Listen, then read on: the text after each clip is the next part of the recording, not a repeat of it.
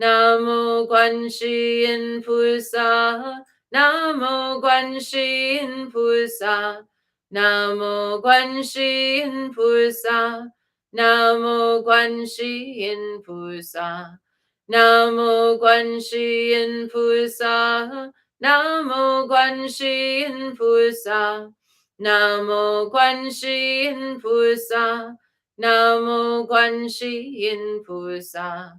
Namo Guanxi Yin Pusa, Namo Guanxi Yin Pusa, Namo Guanxi Yin Pusa, Namo Guanxi Yin Pusa, Namo Guanxi Yin Pusa, Namo Guanxi Yin Pusa, Namo Guanxi Yin Pusa, Namo Guanxi Yin Pusa.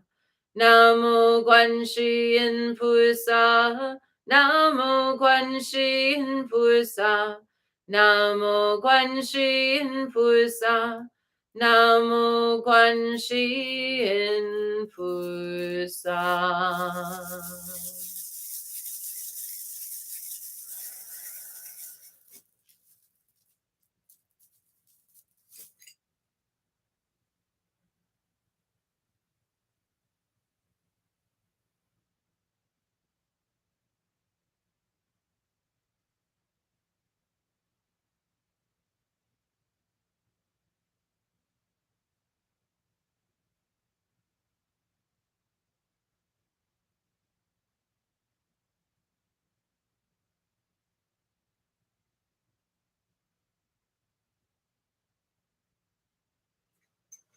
And our prayer for Yeshut Sogyo by Jamyang Kensei Chuki Lodro. Yingchu daki somo karchensa disum kunchen pema jungye ki sangso dipo dechen so gyamar sowa debso chukdun nudrupso. Mother of space, foremost of dakinis, Lady Karchensa, gatherer of the secret treasury of Padmakara, knower of all past, present, and future, Mother Sogyo, great bliss queen, to you we pray. Grant us cities, ordinary and supreme. Yingtuk daki somo karchensa dusum kunchen pema jungne ki sangso dupo dechen so gyomar so wadebso chuktun nudrup so.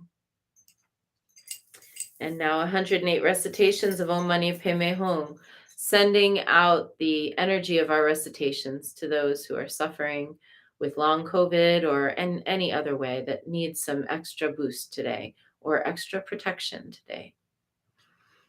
Om Mani Padme Hum, Om Mani Padme Hum, Om Mani Padme Hum, Om Mani Padme Hum. Om Mani Padme Hum, Om Mani Padme Hum, Om Mani Padme Hum, Om Mani Padme Hum. Om Mani Padme Hum, Om Mani Padme Hum, Om Mani Padme Hum, Om Mani Padme Hum. Om Mani Padme Hum, Om Mani Padme Hum, Om Mani Padme Hum, Om Mani Padme Hum. Om Mani Padme Hum, Om Mani Padme Hum, Om Mani Padme Hum, Om Mani Padme Hum. Om Mani Padme Hum, Om Mani Padme Hum, Om Mani Padme Hum, Om Mani Padme Hum. Om Mani Padme Hum, Om Mani Padme Hum, Om Mani Padme Hum, Om Mani Padme Hum. Om Mani Padme Hum, Om Mani Padme Hum, Om Mani Padme Hum, Om Mani Padme Hum. Om Mani Padme Hum, Om Mani Padme Hum, Om Mani Padme Hum, Om Mani Padme Hum. Om Mani Padme Hum, Om Mani Padme Hum,